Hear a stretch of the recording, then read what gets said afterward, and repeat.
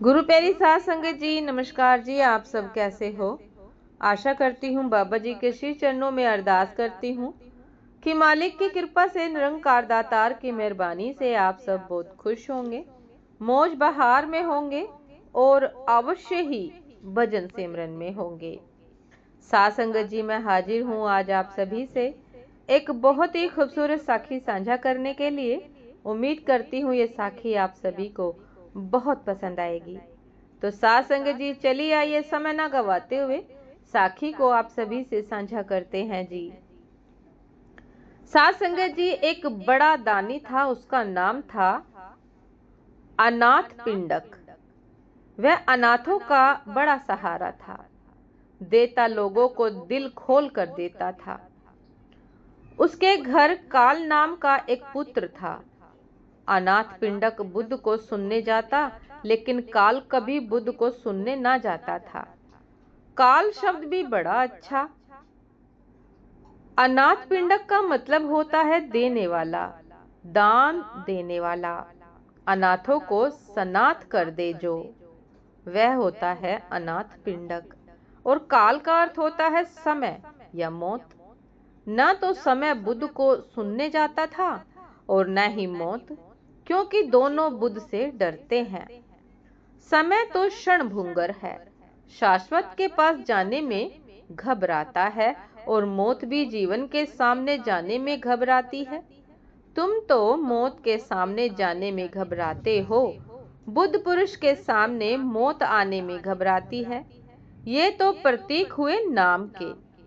बाप लेकिन चाहता था कि बेटा जाए बुद्ध को सुने, लेकिन बेटा सुनता नहीं था। तो बाप ने कहा कि ऐसा, मैं तुझे 100 स्वर्ण मुद्राएं दूंगा और तू बुद्ध के वचन सुनने जाया कर। इस लोभ में वह गया। साध संगत जी, तुम ख्याल रखना, अपनी दफे जब तुम धर्म की तरफ आते हो तो तुम लोभ में ही आते हो। लोभ किसी तरह का हो कि चलो मन को थोड़ी शांति मिलेगी, अशांति से छुटकारा होगा, कि थोड़ा आत्मविश्वास बढ़ेगा, कि जीवन में सफलता शायद इस तरह से मिल जाए कि दुकान तो चलती नहीं, शायद ध्यान करने से चल जाए। क्योंकि लोग कहते हैं कि ध्यान करने से तो परम धन मिलता है, तो वह तो छोटा मोटा धन है, यह तो मिल ही जाएगा। ऐसे ही हजार की बीमार रहती है तबीयत, ऐसे ही हजारों की तबीयत बीमार रहती है, शायद ध्यान करने से ठीक हो जाए। कि पति पत्नी की बनती नहीं तो सोचते हैं कि चलो ध्यान कर ले, शायद बनने लग जाए। कुछ ऐसे लोभ से आदमी आता है। तो साध संगत जी, तो गया बेटा बुद्ध को सुनकर लौट आया। आते ही उसने कहा कि 100 स्वर्ण मुद्राएं, पीछे भोजन करूंगा, क्योंकि मुझे भरोसा किसी का नहीं। पहले स्वर्ण मुद्राएं गिनवा ली, तब भोजन किया। वह तो गया ही उसके लिए था, स्वर्ण मुद्राओं के लिए। उसको बुद्ध को सुनने से मतलब थोड़े ही था। वह तो जब बुद्ध को सुन रहा होगा तब भी मुद्राएं गिन रहा होगा, सोच रहा होगा कि बाप देगा कि नहीं देगा, कि चालबाजी की है, कि ऐसे ही बहाना कर दिया है, कि इसी बहाने भेज दिया है। दूसरे दिन बाप ने कहा कि अब 1000 मुद्राएं दूंगा, लेकिन शर्त एक है कि सुनना काफी नहीं, जो सुनो उसे याद भी रखना और मेरे सामने आकर दोहराना। 1000 स्वर्ण मुद्राएं दूंगा। तो बेटा गया, लेकिन वहां जाकर डुबकी खा गया। वह याद रखने में गड़बड़ हो गई। गौर से सुनना पड़ा, याद रखना था, ध्यान से सुनना पड़ा, गुन गुन कर सुनना पड़ा, कि एक भी बात चूक ना जाए।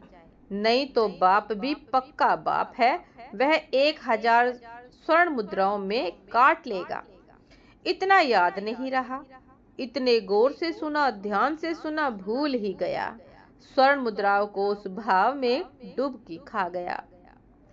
आया ही नहीं घर। सांझ हो गई। बाप भागा आया कि मामला क्या है। वह आंख बंद किए बैठा था। अरे बाप ने कहा घर चल। उसने कहा सुन लिया, अब कहाँ आना और कहाँ जाना। बाप ने कहा, 1000 स्वर्ण मुद्राएं तेरी प्रतीक्षा कर रही हैं। उसने कहा, वह अब आप ही संभाल कर रख लो और ये 100 भी जो कल दी थी वापस ले जाओ। बाप तो बड़ा ही हैरान हुआ, क्योंकि बुद्ध को बहुत सुनता था, उसकी बात मानकर दान भी करता था, लेकिन ऐसा नहीं सुना था जैसा इस बेटे ने सुन लिया था। अक्सर ऐसा होता है कि जवानी जो सुन सकती है, बुढ़ापा नहीं सुन सकता। युवा मन जो सुन सकता है, बूढ़े का मन नहीं सुन सकता, थक गया होता है, या जानकारी की इतनी परतें इकट्ठी हो गई होती है कि ताजा मन जो सुन सकता है। बाप ने बहुत समझाया, लेकिन कहा, अब छोड़ो, तुम यही तो चाहते थे कि मैं वह सुनूं, तुम यही तो चाहते होगे। बाप ने कहा, यह जरा ज्यादा हो गया। मैंने इतना चाहा था कि सुन लेगा, लौट आएगा, थोड़ा समझदार हो जाएगा, धार्मिक हो जाएगा, प्रतिष्ठित हो जाएगा, मगर यह जरा ज्यादा हो गया। तेरा क्या इरादा है?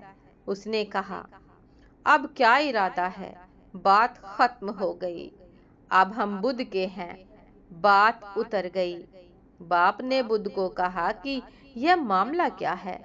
मैं जन्म से सुन रहा हूँ और इस आदमी ने 2 ही बार सुना है, और यह भी किसी और के कारण से सुना है, पैसा पाने के लिए सुना है। बुद्ध ने कहा, बेटा, तुम्हारा बेटा अब तुम्हारा नहीं रहा। बुद्ध ने कहा कि बेटा, अब तुम्हारा बेटा तुम्हारा नहीं रहा। अब तुम्हारा नहीं, यह तो मेरा हो गया। जिसने मुझे सुन लिया मेरा हो गया। अब यह बेटा मेरा है। अब यह तुम दावा जाने दो। अब उसे तुम चक्रवर्ती की संपत्ति भी दोगे तो भी नहीं लौटने वाला। तुम उसे देवलोक का सम्राट बना दो, इंद्र बना दो, तो भी लौटने वाला नहीं। तुम तीनों लोकों की सारी संपदा उसके चरणों में रख दो तो भी लौटने वाला नहीं। तो बाप ने कहा कि इसे क्या हो गया है? तो बुद्ध ने कहा कि यह श्रोतपन्न हो गया है। यह श्रोतापन्न हो गया है। यह ध्यान की सरिता में उतर गया है। इस घड़ी बुद्ध ने यह गाथा कही कि पथवया एकर जेन सगस रस गमनेन वा सब लोकाधीपचेन सोतापत्ति फलम वरम। अर्थात पृथ्वी का अकेला राजा होने से या स्वर्ग के गमन से अथवा सभी लोकों का अधिपति बनने से भी श्रोतापत्ति फल श्रेष्ठ है। ध्यान आंख है। इस श्रोतापन को जाने को ही मैं संन्यास कहता हूँ। तुम में से जिसने सुना हो वह ख्याल रखे इस घटना को। तुम में से जिसने भी सुना हो वह ख्याल रखे इस घटना को। सुना तो मेरे हुए, अगर सुनकर चले गए बिना मेरे हुए तो सुना ही नहीं। स्मरण रखना, और अब तक तुम श्रोतापन्न न हो जाओ।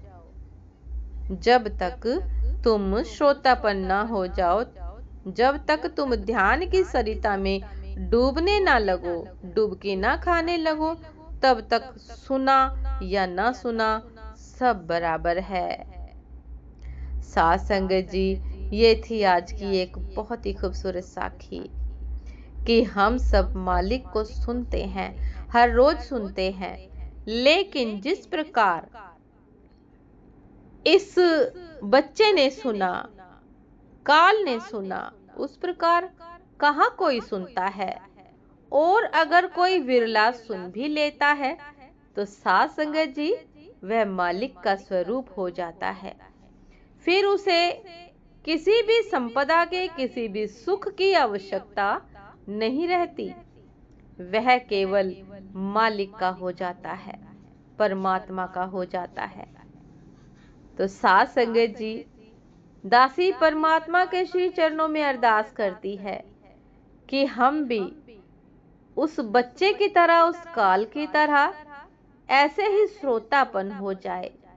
कभी हमारे भीतर भी इस प्रकार का सत्संग सुनने का हमें भी सौभाग्य मिले कि हम भी सुनकर केवल मालिक के हो जाए, फिर हमें संसारिक किसी भी वस्तु की आवश्यकता ना हो, फिर हमें किसी भी वस्तु की आवश्यकता ना हो।